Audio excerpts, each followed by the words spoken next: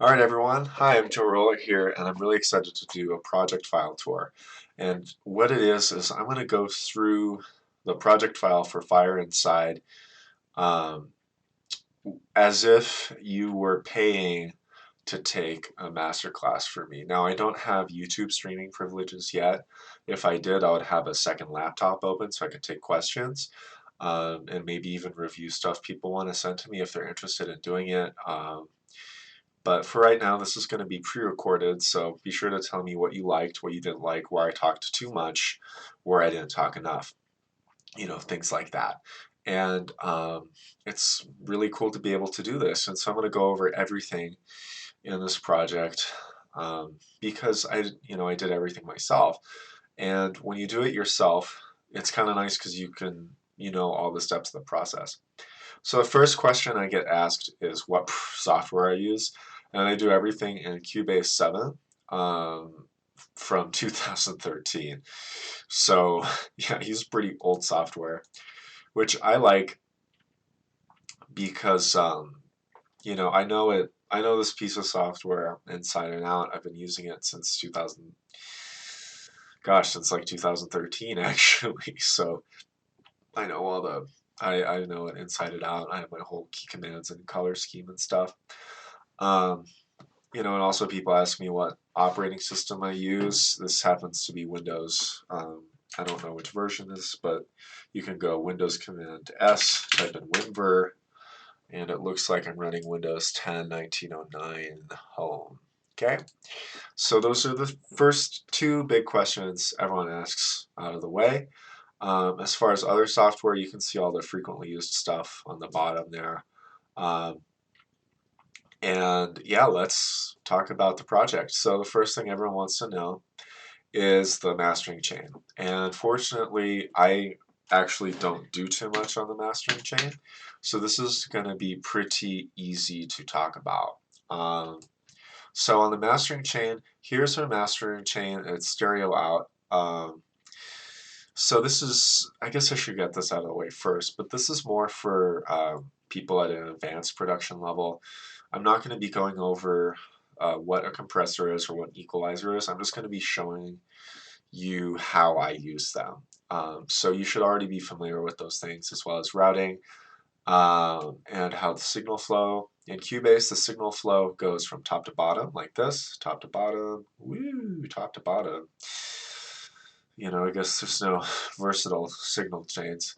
Um, anyways, and what I do is every master chain is different, and on this track, I use the OTT, and I used Ozone 8, so one that wants to come up.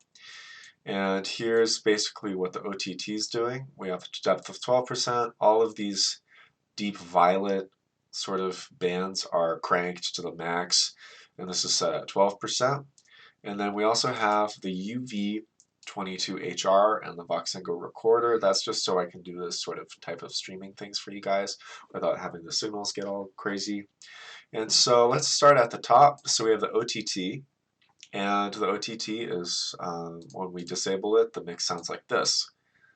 With you by my side, we got no problems, we'll dance through the night. Oh, oh,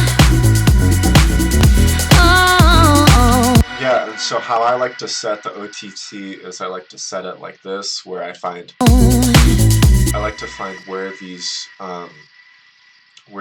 lines, where the meters are peaking, and then I move these violet bits over there, and that's it. As far as depth, the more depth you have, sometimes it can be a little bit nasal. So if we crank this up,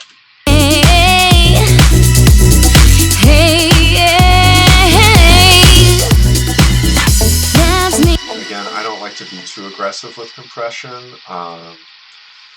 Let's go back into Ozone, see what Ozone's doing. In the morning, loves me in the evening.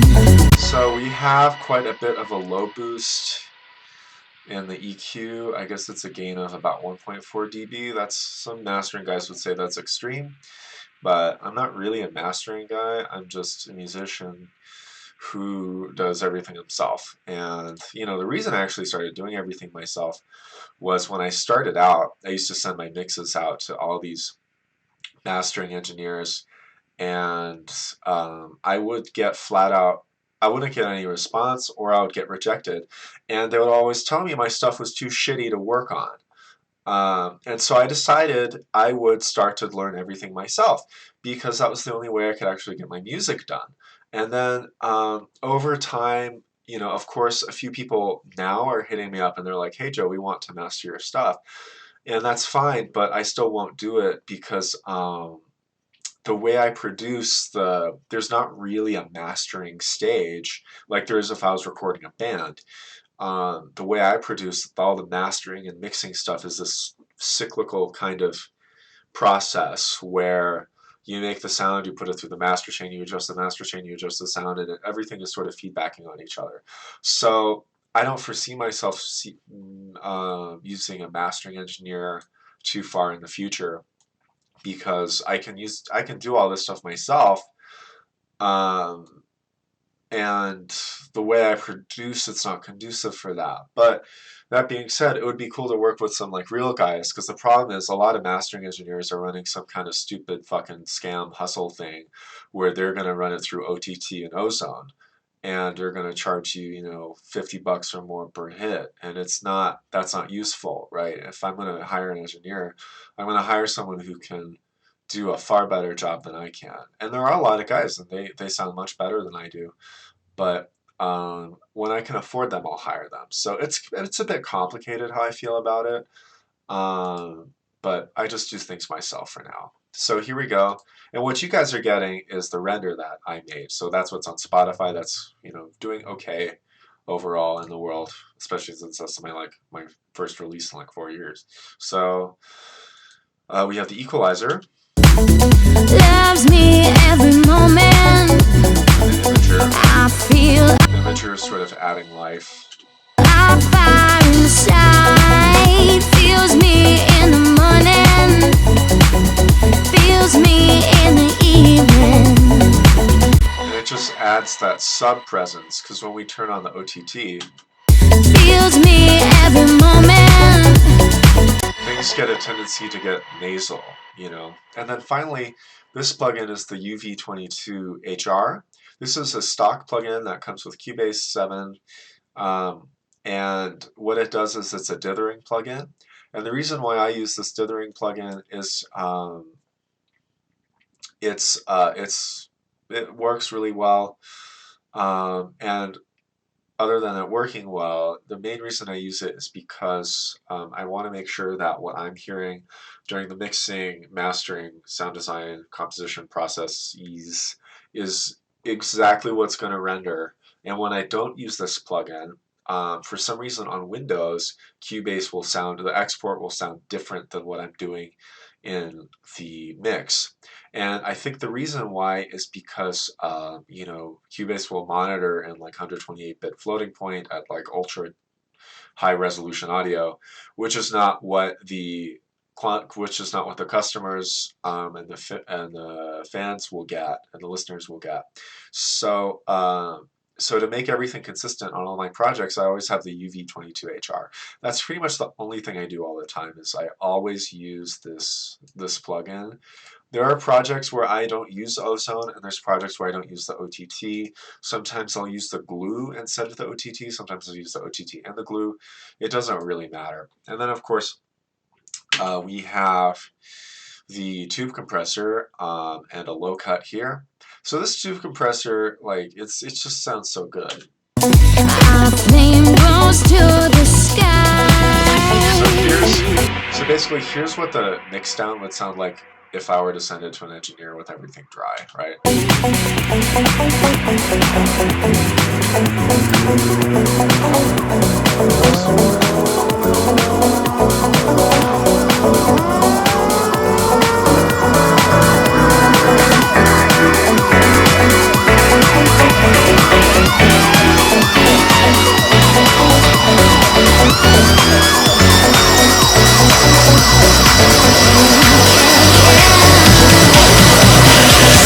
Loves me in the morning.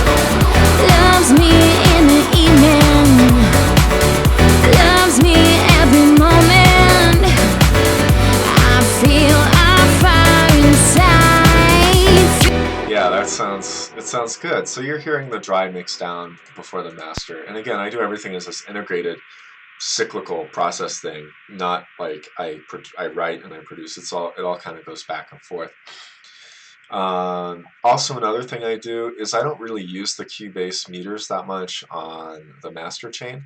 What I use is I use this program called DigiCheck, and it came with my audio card, which is an RME Fireface UCX connected via a USB cable.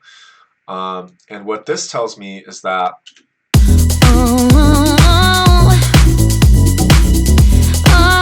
so this tells me what's actually happening to the hardware at the hardware level, and I just think it's more it seems like it's more accurate than what's going on in the software for some reason. Loves me in the evening. Loves me. And so what I look for is I hit the space bar and I pause this spectrum right there. And what I look for here is I look for the evenness across the audio spectrum. And what we're looking at here is, and I wasn't actually thinking about this until very lately, but what we do as producers is we're using this software to control the voltage that goes to a speaker. And what this tells me is this gives me a better idea of what I'm actually sending to the speaker, because we can pull up the Cubase monitoring right next to it with this equalizer thing, right? Every moment I feel a fire inside, feels me in the mind. And it's just, I don't know, it's not giving me as much information in one spot, and it's not really telling me like the actual peaks of this stuff. It's more of like a general guideline. So I like to keep this thing, ooh, there's something going on up there, that's weird. I like to keep this open at the like very last steps, or when I'm doing sound design, picking out patches and stuff. So that's how the master chain works, okay? So now that we've talked about the master chain, we can spend a little bit of time talking about the drums. And when I watch production tutorials, you know, these guys give such good information, but there's a huge part of musicianship that is not really covered when we talk about drums and playing the drums. So before I really got into producing, I played in all kinds of bands. I still play in groups professionally, but I don't really play in a band anymore. You know, if I'm playing in a band now, it's because we got hired and we got to accompany somebody, versus going out and get your own gigs and you put flyers up and you hope people come and then you play at some party. And it was a great time. But when I was in those bands, when I'm in the bands I'm in now, you know, I had the luxury of playing with some awesome, just wonderful drummers. And listening to them playing all the time, what I noticed is that a good drummer is very organized in his playing. What a good drummer does, what a professional drummer does, what the type of drummer I would like to play with does, is that they always phrase consistently.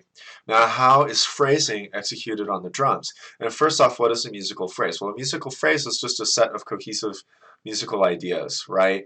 So what a drummer will do is a good drummer will play in consistent sections according to the form of the song. If we're in a 12-bar form, they'll stick to an idea for 12 bars. If we're in an 8-bar form, they'll stick to an idea for 8 bars and then change it according to the overall dynamic level of the song.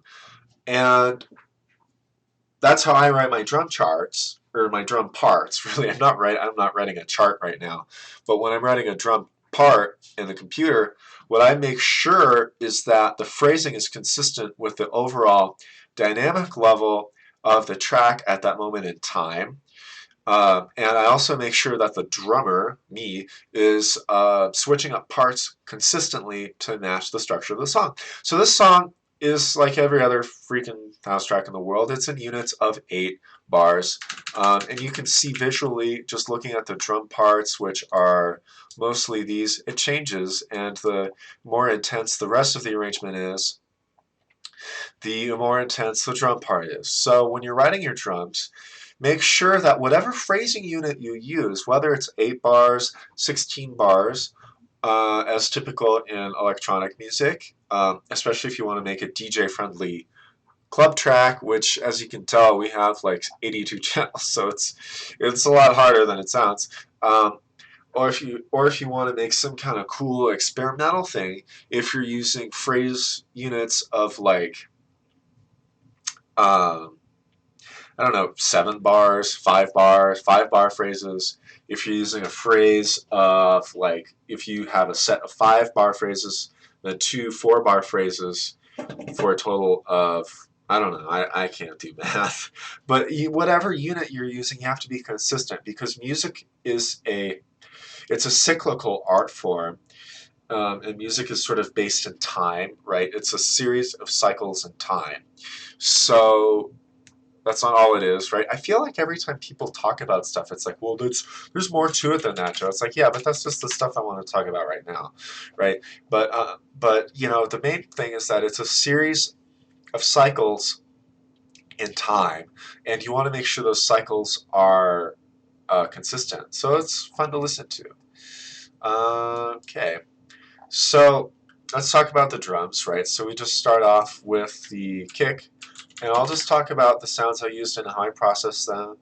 I spend so much time picking out sounds that are pretty much like 95% of the way there that I actually don't spend too much time processing and mixing the sounds, as you could hear in the master chain. Uh, I found that it's kind of counterproductive, and that if you can't find a sound that's got what you want, like 95% of the way there, it's just not going to come. Like I'm not, maybe there are other guys who are, they're better at this than I am, but I can't just make stuff sound good in the box. I can't. So I focus on getting stuff that sounds good before I start to process it. So I split the kick part into an attack sound and a sub part. Okay, and this is a really good framework to use if you want to get into layering sounds, is to isolate the sounds into components and then think about how to put those components together in a way that is pleasing. So you can take like a kick has a knock sound and it has a sub sound that's like whoop whoop, right? And there's all kinds of different sub shapes, right? You can have a sub that goes up, you can have a sub that goes down.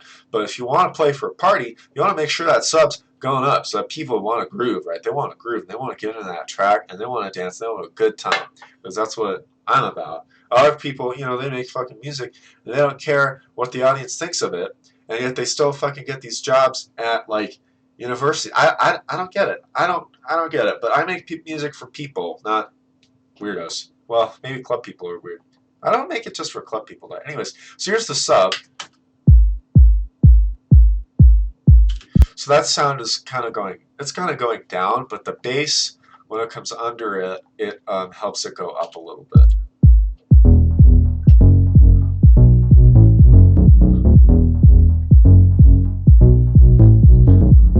Man, if we were in the 90s, man, like I could just loop that, and like we'd have like a show, man.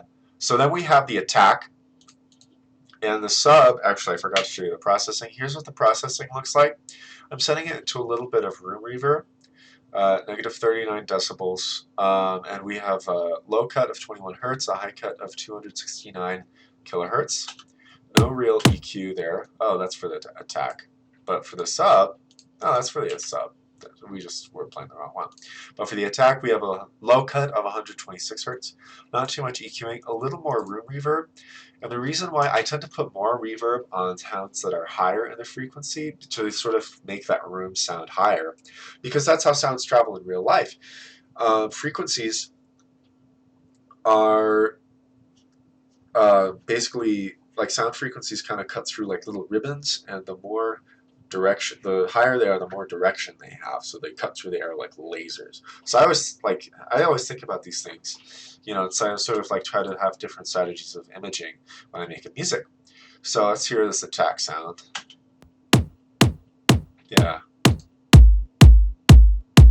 And it sounds a little distorted on headphones, but that's fine. But see, we have so much other crap going on that it doesn't matter. Where?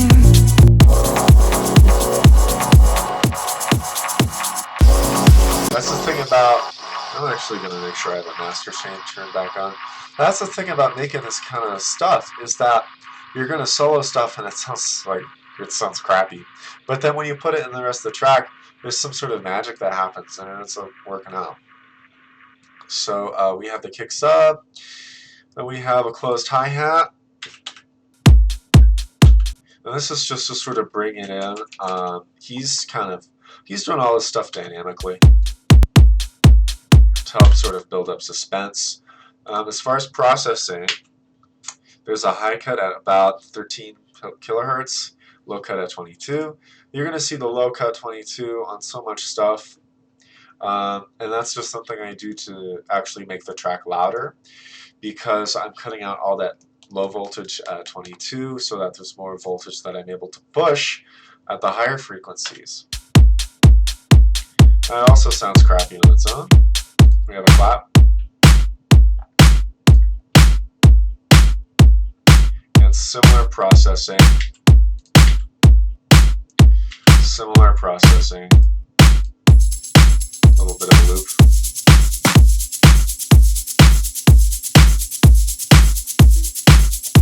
Super basic drum part.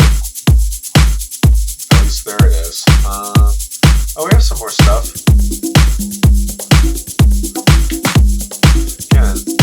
Again, not too much processing here.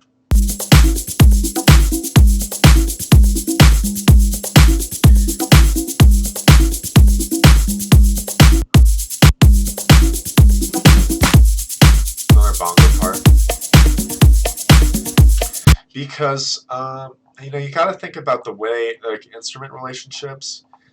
The drums here are just kind of here to keep time and make sure that the rest of the track is served. The drums are kind of in a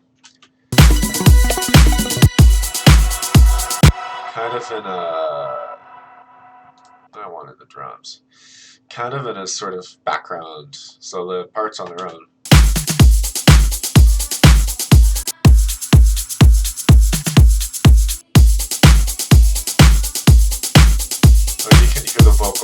You can hear the vocal in the room reverb. I guess I could show you the room reverb too. So here's Reverence. It's a stock plugin set to LA Studio. Here's all the settings here. No EQing except for a big low cut at 150 hertz. Let's get rid of that. And the drums are going through a tube compressor and just a little bit of EQing to get rid of the high end. Of course, reverb.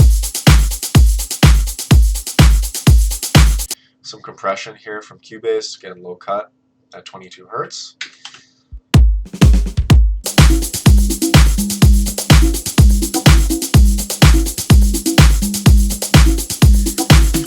And you want to make sure you throw in little stuff here along the way. Like there's a lot of ka-ka, and it's swung, like it's swung to all hell. And yeah, you play it and it's like,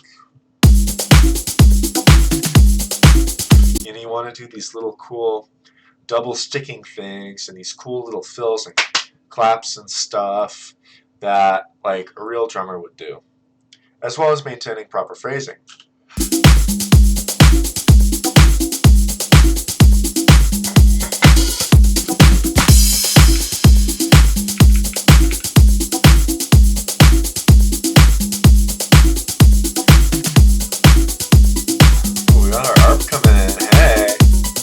Like I put something in the wrong groove.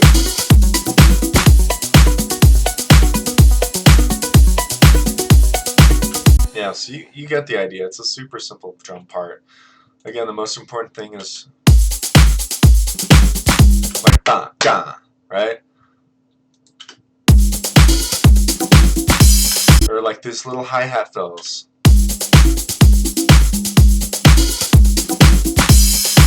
Right? Like stuff like that. That's what keeps it from getting boring.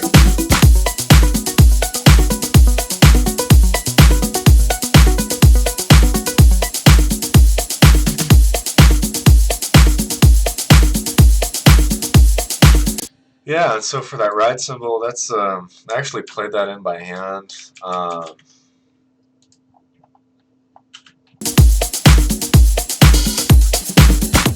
Just in quarter notes, and that's a preset from the Halion synthesizer from the General MIDI kit. Hooray! Super advanced stuff here, guys. Yeah, so that's pretty basic.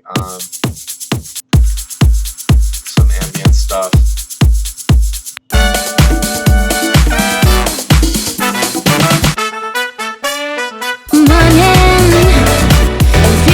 So let's talk about fills. Now, most of this track south of VEC4 reverse cymbal 39 happens to be fills and extra add-ins. So I do a different fill every section of the track just to make it more fun. And the framework I use to do fills is super easy. All you do is you play a sound.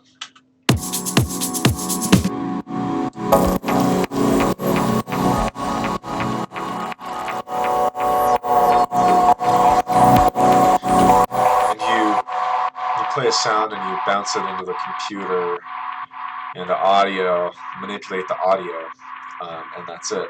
Now the problem is I finished this track like months ago, so I don't remember what I did for a lot of this stuff.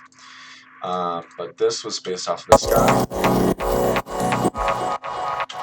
That sounds really good. And all it is it's a Kontakt preset called Kinetic Metal from Complete, and it's a very pretty sound. And I layered that with a touch of the delay here. I love this delay. I used to play in a jam band, and I played everything into a dub delay just like that. And it was like this Rhodes, and like we played into a dub delay, and man, like those were some good times. I just love that effect so much. So here's the other stuff. So there's the preverb thing.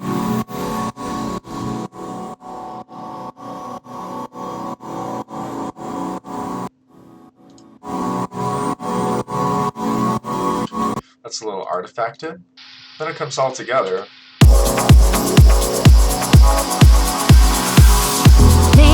Right, and we have lots of breathing sounds. This is a rain stick.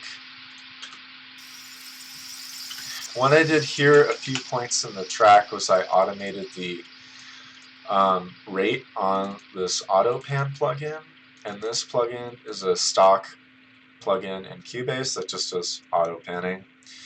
And I put it through the tube compressor again, and I send it to some reverb and low cut at 22 Hertz. No significant changes in the EQ there.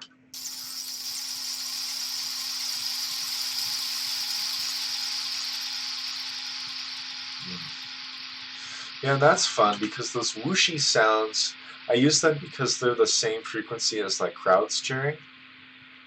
And there's also a really cool effect when somebody is like at the club and they hear this thing. It's almost like you're dousing the crowd in some water when it's super hot, and man, it just feels so good when you hear these kind of effects at the club, man. It's so much fun.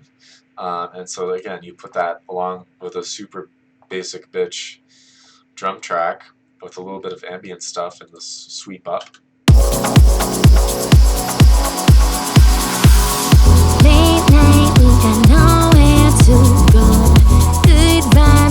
Yeah, it just like sets the stage for this like really cool experience, and it makes it DJ friendly. You know, I make club tracks, and I'm okay with that. Like I love partying, you know, and going out and hearing good music, and anything to make my track more desirable for anybody to play, I'm gonna do it. So we have some reverse crashes here. Right, I use a different, another trick I do is I just use a different crash every phrase. And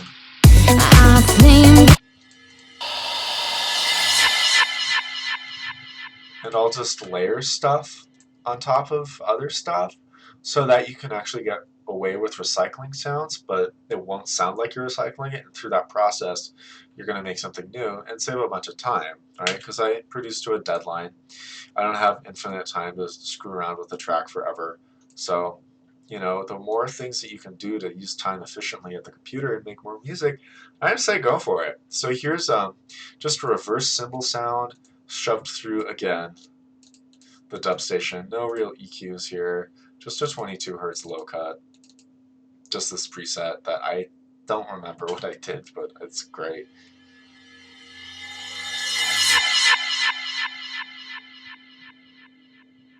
Yeah, that sounds nice.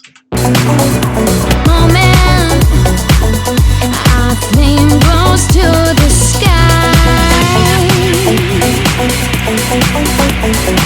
Yeah, so we have that, and again, when I produce, I always produce with like images in my head. And people always, you go to these forums and there's all these fucking losers talking, and they're always like, "Oh, well, do you start with the melody, or you start with like the drums? You start with keyboards?" No, man. What you got to do is you got to start with this image. So it's like, I spent a lot of time walking around New York when I was alone last summer. I was staying with my friends, and so they worked during the day. And when I was with them, I had a lot of awesome inspirational experiences. When I wasn't with them, I was alone by myself in the city, and so the image that inspired this was I was standing in Central Park, and it was starting to sunset, and all the street lights and stuff were starting to turn on, and it got a little windy, and there were all these things coming around me, and it was almost like you can hear like the spirit of like nightlife or something going through, and like there were all these clouds. It was crazy. Like there were these clouds, and they were really shifting throughout the air. And what I wanted to do is I wanted to sort of capture that, and also because I heard, and it's also a blend of this other stuff. When I was in college, I would hang out at the Auraria campus all the time because I went to CU Denver for English Lit, and I would stand outside, and I would just sit for like 20, 30 minutes at a time and just listen. And I would hear so many gunshots. So it's like this weird combination of this experience of being in New York and of this experience of being in downtown Denver, which at the time was extremely crime ridden. And I think it might still, I don't know if it still is, but when I was going to school, I just heard gunshots all the time. And so I wanted to combine that into this like really cool, like dark energy thing or something. I don't know, with this like also the experience of being in the club, and like when you're at the club and the vibe's just right, like you put that whoosh, all these kind of sounds out there for people, and man, like it's like it can give you chills, because I always listen for like the texture. So this is what it kind of sounds like. Our flame grows to the sky.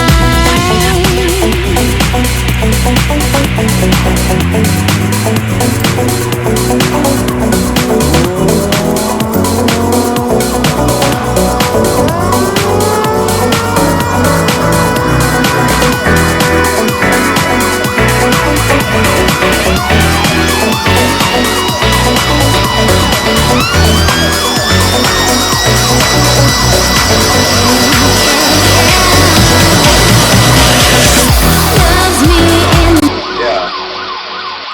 And so maybe if I mute all of the sort of main stuff, like the drums and stuff, you can get a better idea. Yeah, that's cool, man. That's freaking cool.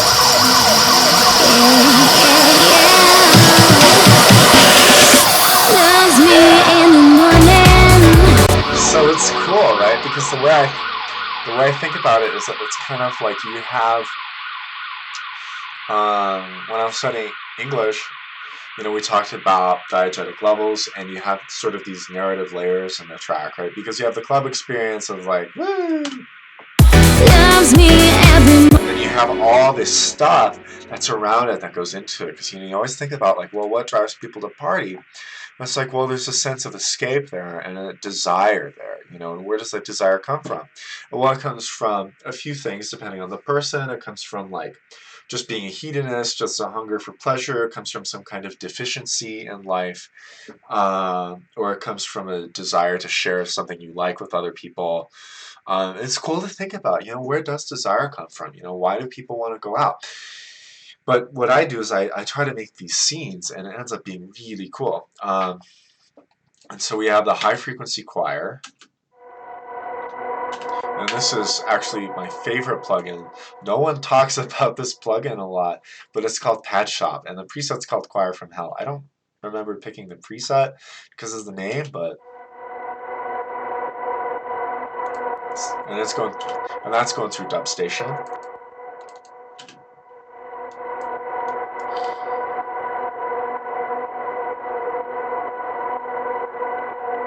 That's pretty. And then we have disco strings, which they're kind of doing their thing. What I did to make this part more interesting was I actually played little, you know, just chords over time, so it evolves.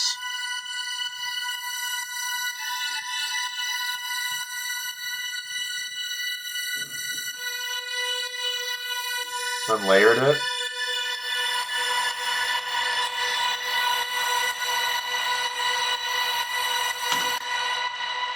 And see, that just sounds like the city, you know? It sounds like stuff rising out of the ground. It's so cool.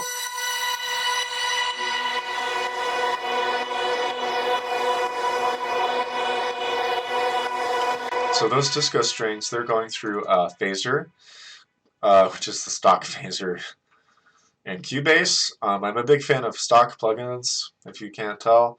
And it's just the nice phrasing Rhodes chords preset. I was going to say it's the Cho, like the Chode preset. Then we have the Dub Station here.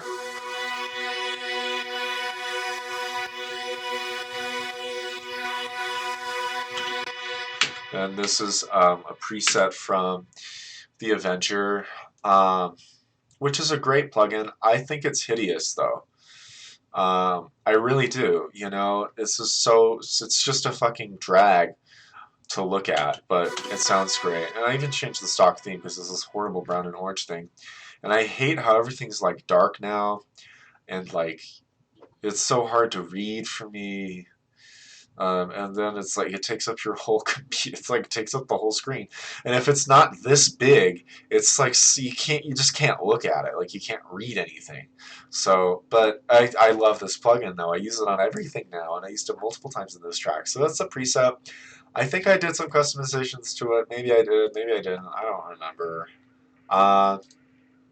We have this ARP. Just through Kickstart, no EQ, not even my low cut.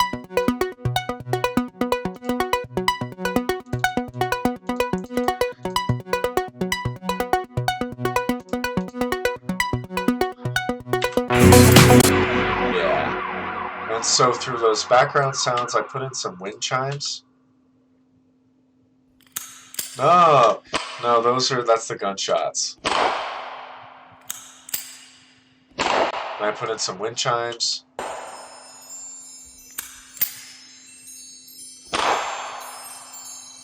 Because it's almost like you're passing through something, and I don't know, like I just love the texture of wind chimes. Like I always think of like these spiky things coming from the speakers at this time. It's so cool. And a police siren. The rain stick doing its panning thing. I'm gonna get rid of that because I don't feel like listening to sirens right now. Then we have some preverb effects.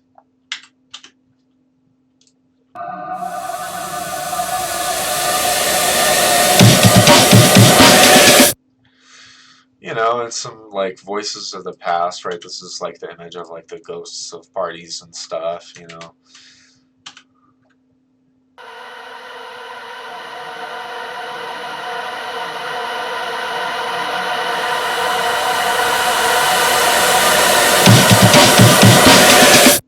It's cool. It's a cool vibe. Loves me.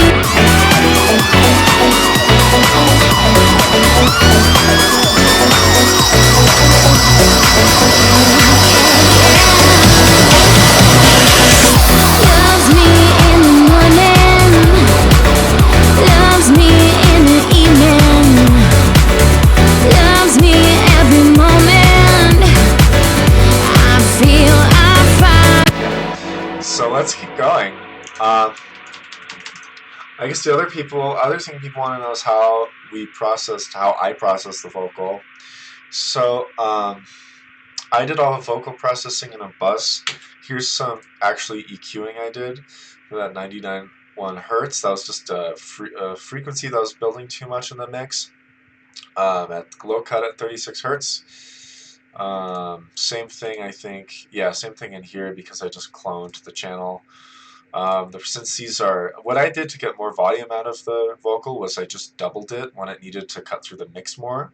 Inside feels me in the morning. Feels me. And I didn't even reverse the phase on any of that. And it's going into the room reverb, again, for cohesion. And so it's going through a group track called Vox, and this is where you're going to see me do a lot of processing. So let's do some soloing here. So the trick to getting a good vocal is there's a few things that go into it that a lot of people don't like to talk about. The first thing is that it's got to sound good in real life. Now, KK is one of the best singers I have ever had the pleasure to work with. And she sounds like this in real life. And actually, she sounds better in real life. So, that's the first thing. It's like, this is how she sounds in real life. The second thing is to have a good song. Is this the world's best song? No. But it's pretty good. And the reason why it's good is because when KK and I wrote the lyrics together, what I made sure of was there's a philosophy of balance between the vocal and the track. So initially it was like a much more complicated vocal part, but since the track is already so complicated and rhythmic, if you add another rhythmic element in the track, it's going to get too cluttered, and it's going to be hard to pick something out to grasp onto for the listener. And so that's why we have such a one. Feels me in the morning. It's like a very quarter note melody, right? It's very kind of, it's plain, it's simple. It's hard to do, it's hard to write, but it's still a simple, kind of clubby, fun melody. And so the other thing is that, and a lot of people know all this stuff, I feel like I'm saying stuff that's like super basic, but people, I feel like a lot of people who are watching this will probably know about this, but when I talk about lyric setting, where the strong emphasis of the word is on the strong part of the beat. Now, the people to listen to for this are like the Wu-Tang Clan and the album Liquid Swords. If you notice, the more important lyrics are on the more important beats. Now in music, we have strong beats and weak beats. In 4/4, traditionally the strong beats are 1 and 3. When jazz came around, it became 2 and 4. So with the jazz group, it's like 1, 2, 3, 4. 1, 2, 3, 4. With classical music, it's 1, 2, 3, 4. 1, 2, 3, 4. And with house music, it's like 1, 2, 3, 4. Right? So we want to make sure that those strong words are going to be on the strong part of the beat. And it's like this album by Quincy Jones. It's like, called The Dude. It's like, ladies call him the candy rapper, right? That's his name. So it's the candy rapper. That's on a strong part of the rhythm there. So it's like, he's the dude, right? So it's 1. Feel me in the morning. 3, 4, 1. Feels me in the evening, body blah. I feel a fire inside. Right? Because it's a good thing to sort of pay attention to, right? And the dude is really good at it. It's like let the dude do the rest. Like 1, 2, 3, 4. Take a piece from the east, take a piece from the west. Let him put it in the way it feels good. Let the dude do the rest, right? So you want to have those strong parts of the lyric line up on the strong part of the beat, and so that's how we both approached it. I never told this to her directly, but you know, she's a trained songwriter. She has a lot of classical training. Actually, she and I both have a lot of classical training. We both have a lot of experience in classical music and in music theory and in jazz, and so we're sort of sensitive to these things because of course it occurs in classical music, and in classical music they take it one step further and they make sure the content of the lyrics match the content of the song. So if it's a sad song, it'll be in minor, and if it's a happy song, it'll be in major. And if it's a tense part of the song, they're gonna, you know, tense up and do a lot of diminished chords or something. Again, just things to listen for in your journey. So what I did is, first off, let's solo this, and I want to show you guys what this sounds like without any processing on it whatsoever. Yeah, yeah, yeah. Loves me in the morning. Loves me in So that's a little driving hard because I stacked them, but evening. Loves me every moment. so like, yeah, if you get a vocal that doesn't sound this good out of the box, so to speak, you can put like these sweetening plugins on them, but it's a waste of time. You know, you're just not gonna get that vocal you want. And what they did was that she recorded it with her husband, and her husband is a phenomenal mastering engineer, phenomenal recording engineer. Both two things that, again, I'm not a mastering guy, and I'm certainly not a recording guy. I have enough going on with this to want to record too. And so they know the perfect mic, how to place it for her, and how to get a good recording chain into the box. So if you want that information, if they're willing to share that, I think they would be willing to share that, but that's not going to be useful for other people because her voice is different from everyone else. But that's the type of work I would do if you want to get a good vocal track, is to experiment with a lot of microphones and a lot of preamps so that when I get it, I can process it. And if you notice, yeah, yeah, yeah. Loves me in the morning.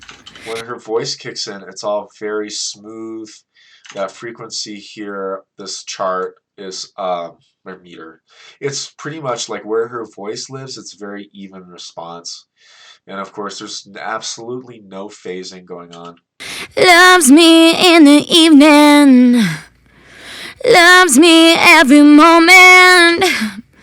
I feel I fight. Even though it's a stereo recording, there's no phasing in there, and it's just awesome. They did an incredible job both with the performance and the recording. The way I look at it, I actually view everything as equally important. So your equipment, your musicianship, your recording abilities, those are all equally important to getting a great performance in the vocal.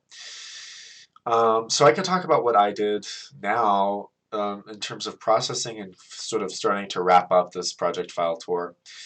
So in terms of processing, this was a lot of the stuff was specific to the song, so I put it through my tube compressor, of course. Fire inside feels me.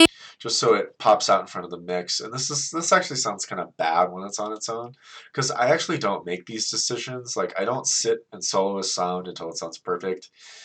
What I do instead is I mix it with the rest of the track. So obviously it cuts, like a lot of the stuff is just to make it cut through the rest of the track, like a knife through butter, or a hot knife through butter. We have a bit of a high boost here after putting it through the compression, a little bit dialed down. we have a low cut here of 22 hertz and 19 hertz. In the morning, 19 kilohertz on the top. feels me in the evening. And so what else I did is what did I do? So it's getting sent to reverb over here before it hits the effects chain.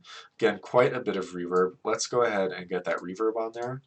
Fire inside feels me in the morning. And let's get rid of that bass. Let's get rid of that ARP. Feels me in the evening. Feel to the So that helps it sound not quite as harsh when it's in headphones. And it gives it a little more life. sky. I feel. Right?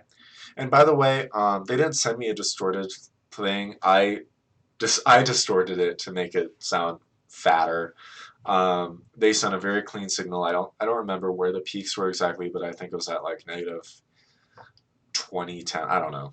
I don't remember. But anyways, they didn't send that sounding like that. I was the one who added all that drive and put in that digital distortion.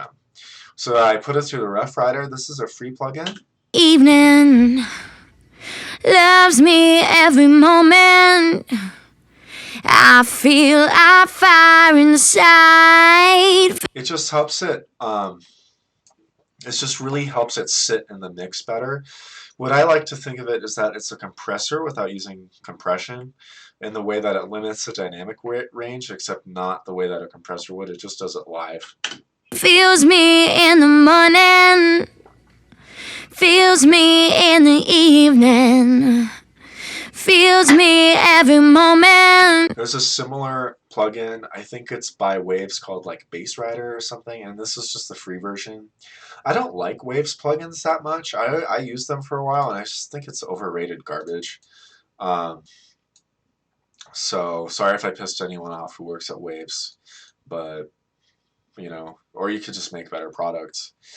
So here's Dubstation 2. Again, from Audio Damage, this is just a touch of delay. A flame grows to the sky. Morning feels me in the evening. And that's just to make it a little trippy, a little more clubby. And this plugin has a nice sound effect where it adds something like a tape distortion kind of texture, which I like. And then we have an EQ. And this, again, this wasn't to make up for deficiencies because the vocal track sounded great. But what it did was, this was building up too many frequencies. So when she was singing and the bass was going, there'd be this really weird distortion because there were so many frequencies. So I had to EQ them out. So feels me every moment. A flame grows to the sky. so we have two EQs going there, and we have the dynamic EQ too. Same thing. Morning feels me in the evening. This kind of helps clean up some of that distortion that I put in there. Feels me every moment. And of course we have the stereo enhancer. This is a stock plugin. A flame grows to the sky. Feels me in the evening. Feels me every moment. It just gives a little bit more space for the delays to do their thing. And we have the kickstart. A flame grows to the sky. It's just some subtle side chaining. And then we have a gate just to clean up those delay tails. And you can tell with the meters that there was some noise in the recording that I brought out when I increased the volume. And I just put in a gate just to get rid of it, and it wasn't really because it was a bad recording. It was mostly just to make sure these delay tails stopped, right? Because sometimes you have so much delay, and like that. It's just easier instead of figuring out the delay timing, because sometimes, you know, if the delay timing is too fast, it'll taken off too fast.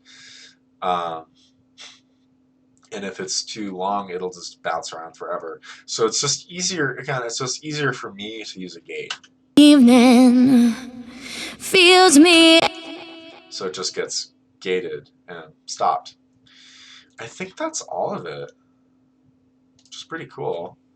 Every moment. Oh no,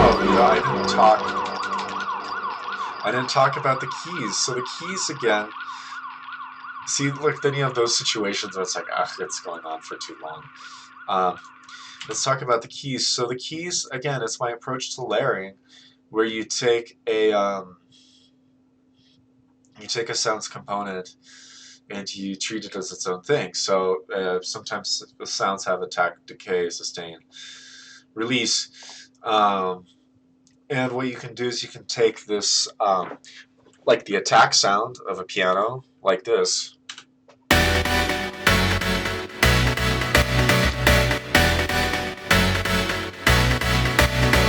Yeah.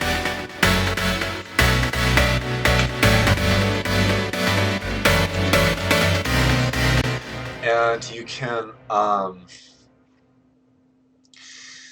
and what I did was I just took a preset, and then here's the processing on it, not very much, again, 23 hertz, again, because I find the stuff I like before screwing with it too much.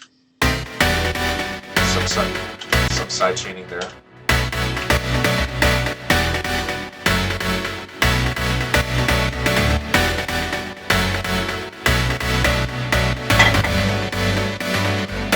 This preset is called Star Traveler.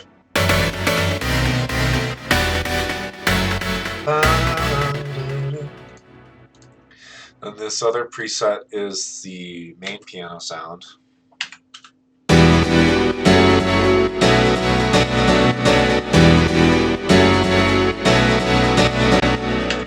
And this is also from the Avenger. Again, I love this plugin so much. I just wish it wasn't so ugly. But that's kind of how I feel about software in general. You know, the problem is like, I mean, I'm still using it, right? But it's just, you know, it's just also ugly. Like, I'm staring at this stuff for 10 hours a day, maybe more, maybe less. You know, it's just music software.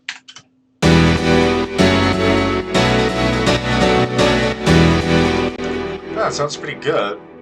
We have Kickstart here.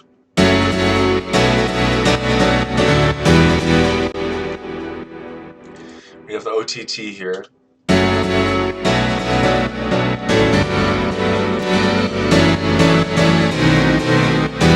Giving it some extra bite. Now, what I did is that I play piano professionally, and what I did to make this part more interesting was that I used the velocity as me playing these parts live to create a counter melody to the vocal. Okay. Let's start where the vocal's actually going, maybe.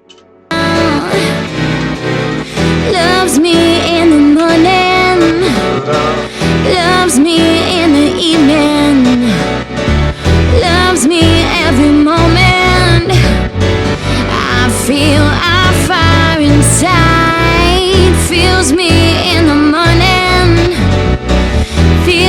The way I did that was actually use the velocity of just me playing it, and with, you know, all these years of classical technique.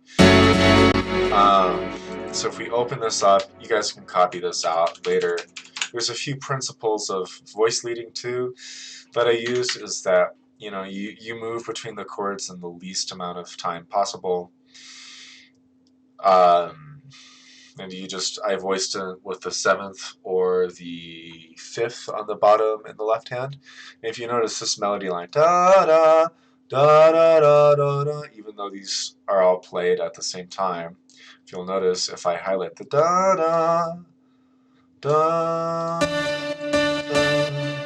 da da da da da, right, you see these in Cubase indicate velocity. So that da da da, you have this sort of counter melody. Da, da, da,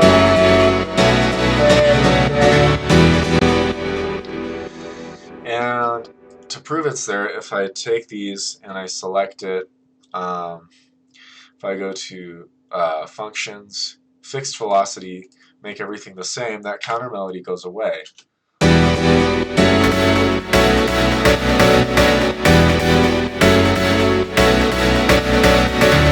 Loves me every moment.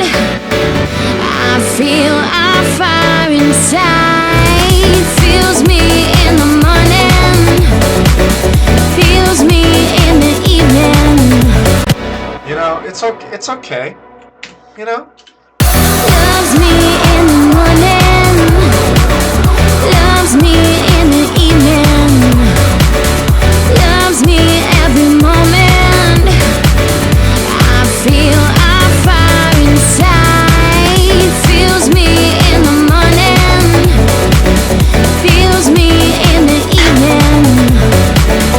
Feels me every moment. Our flame goes to the sky. Right? It's fine. But this just brings it to the next level because there's so much more happening musically, right? The piano and the vocal and all the instruments are in a dialogue with each other, right? So the vocalist goes, loves me in the morning, da da da, la da da da da da da da da. It's a little bit of a call and response, and I accomplish this using velocity. So don't just always put everything at the same velocity all the time. Play with it. What kind of melodies and counter melodies can you create? Loves me in the morning. Loves me in the evening. Loves me every moment. I feel a fire inside. Feels me in the morning.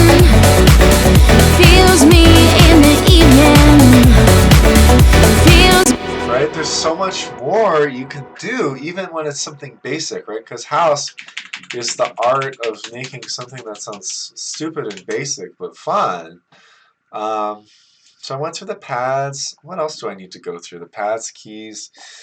Oh, the bass. I didn't talk about the bass. So the bass is this plugin called Voltage Modular, and it's a patch that I made called Joe's Bass. It sounds bad when it's on its it sounds bad when it's on its own, but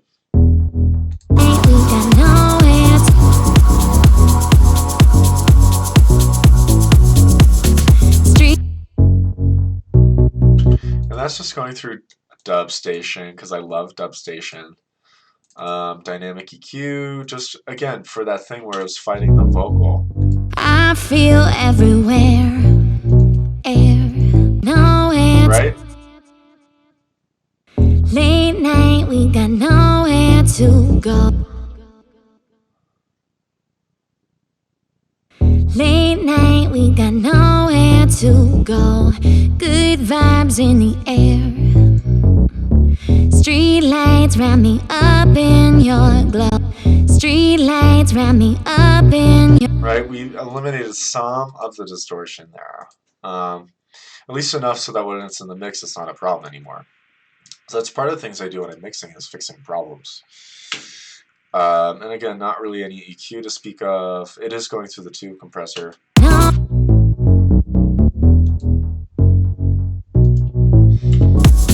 Street lights wrap me up in your glow. I feel everywhere. Let's spend all night.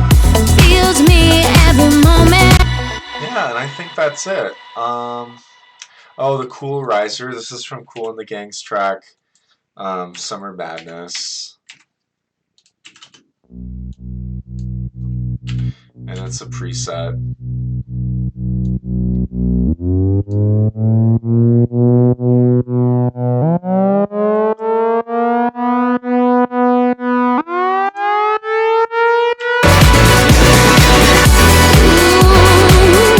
Oh, and the horns. The horns are just from Contact.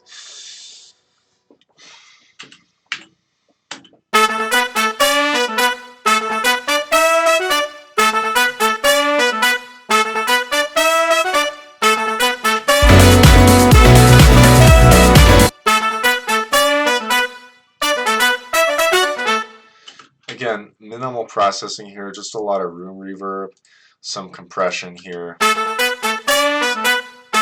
15.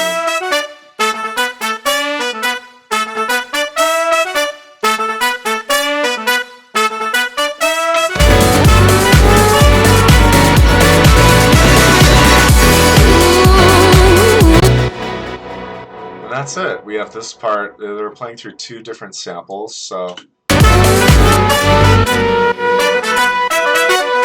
And the way you use that in Kontakt is you just play the root note that's associated with the sample bank that you, the sample preset that you want, and then switch it up.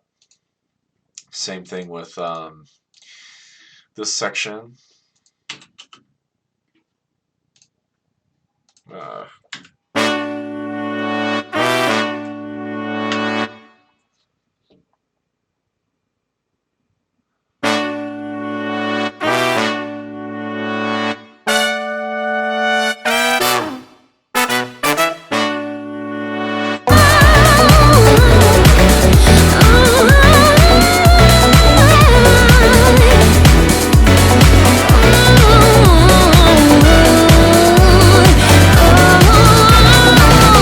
Feels me in the morning, feels me in the evening, feels me every moment.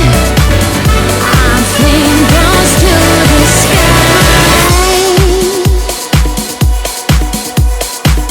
Yeah. Then of course we have all the different fills and stuff over here. Again, just some kind of cool reversey, like the game. I don't know.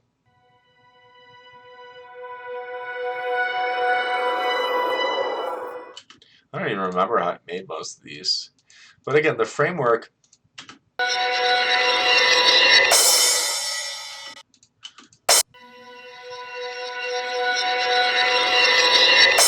This is kind of cool because, you know, I'm in Colorado.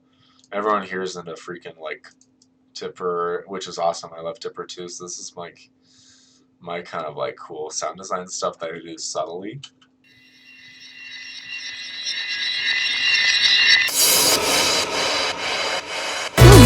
And here we have some strings playing a jazz chord.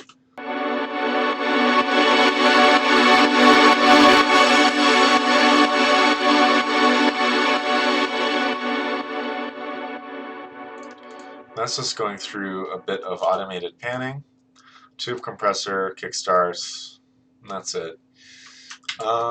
As far as how to make these sounds, it's pretty easy because the framework is easy. Sometimes making these can be quite complicated, but all you do is, like, let's say you add an instrument like Pad Shop, all right? And let's pick up something called like effects. So let's, I don't know,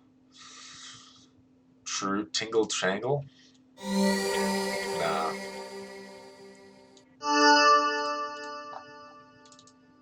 Ooh, that's kind of cool.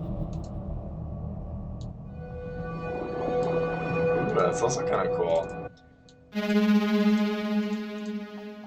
Meh. Alright.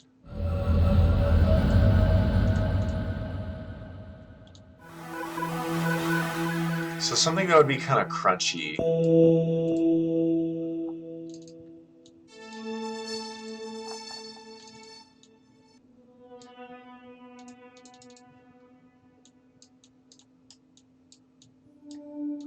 Maybe like ambient?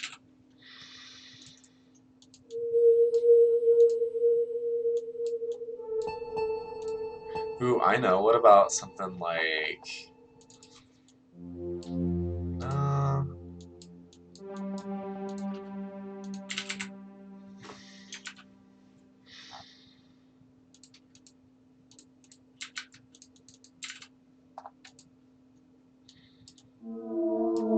Almost. I want something with more crunch. That's cool. So then what you do is you go here. So this, draw in a note.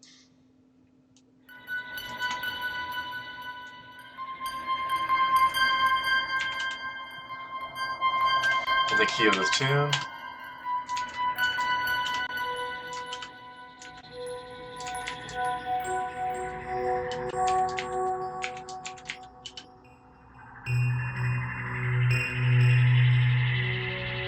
Yeah.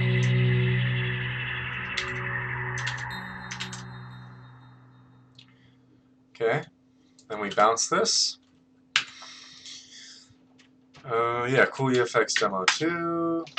And this is all live, unscripted, hardcore audio entertainment. So yeah, we'll bounce it and let the computer do its thing.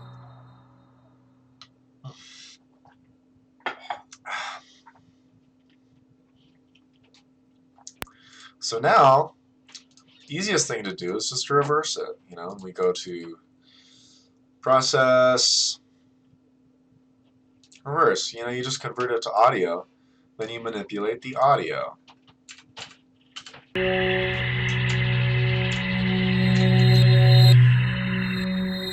So that's kind of like a Joe Roller kind of riser. Yeah, and sometimes these sounds get out of sync, so let's fix that. Delete this. Whoops. Delete this guy. Save it. Feels me every moment. I'm playing close to the sky. I'm playing close to the sky. And then, of course, there's more you can do. Like, if I were to make some more cool effects out of this kind of sounds, first off, let's trim it up like this.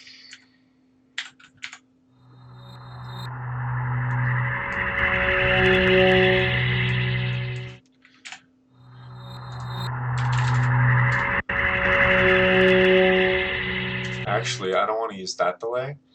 Let's use a stereo delay, and let's pick, like, I don't know, that one. No, not ping pong. This one.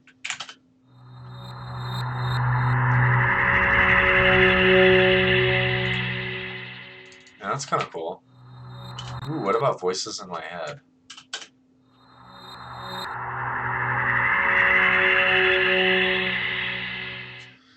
Yeah, that's cool. So let's do an RP delay. This is how I do stuff. I tend to like stack a lot of effects on each other. Kind of see what happens.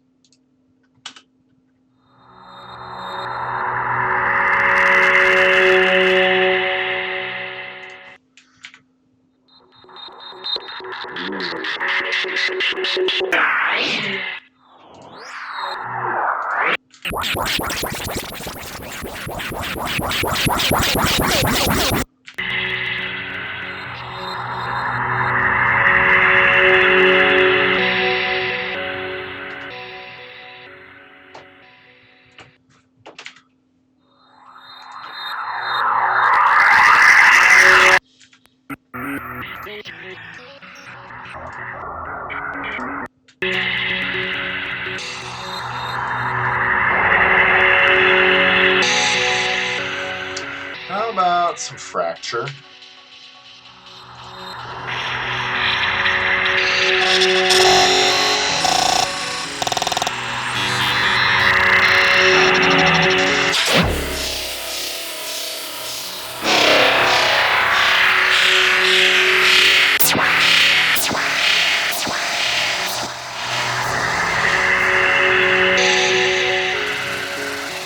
Oh, that's cool. When's it gonna stop? Whatever, that doesn't matter. So then, again, the framework is convert a sound to audio. Oh, see, this is like, this is when I use a gate. Gate. So,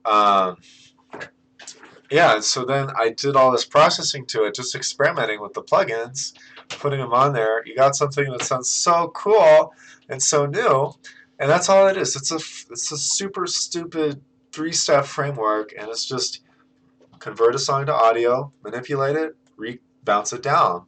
So I'm going to take off this gate for a sec, and we're just going to bounce it out again. So Cool EFX Demo 3, and again, make sure it's in your project file directory. So if so you don't lose it later on, because sometimes people, uh-oh, a disk overload. Well, it's probably because I'm recording this at the same time. That's okay. So, yeah, and then you have this new sound, and let's see how that turned out. Let's get rid of that. That can get so annoying. So we'll just shift delete this. And again, this is how I made tons of those other sounds. I made most of those myself in this method by taking something that exists, throwing a bunch of more presets at it, experimenting with it, tweaking it, and making those kind of risers. And so that's just the process I use. And so let's see how this sounds.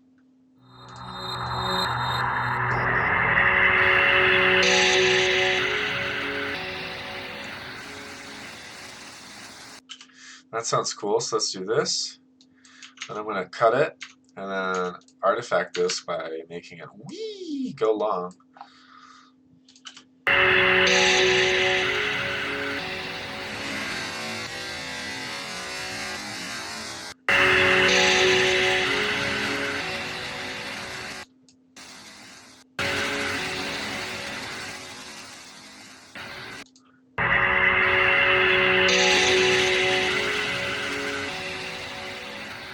We can put on some additional processing.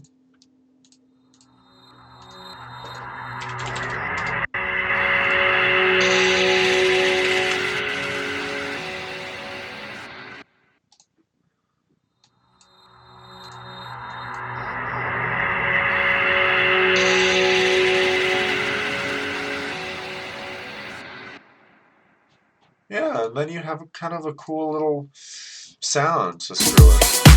Feels me every moment. I'm flying close to the sky.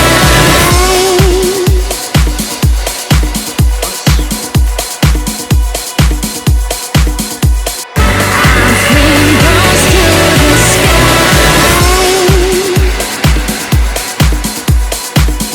Right, and then you mix it.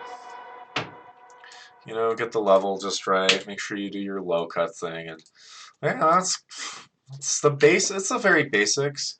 That's enough to get you started. I'm flying close to the sky.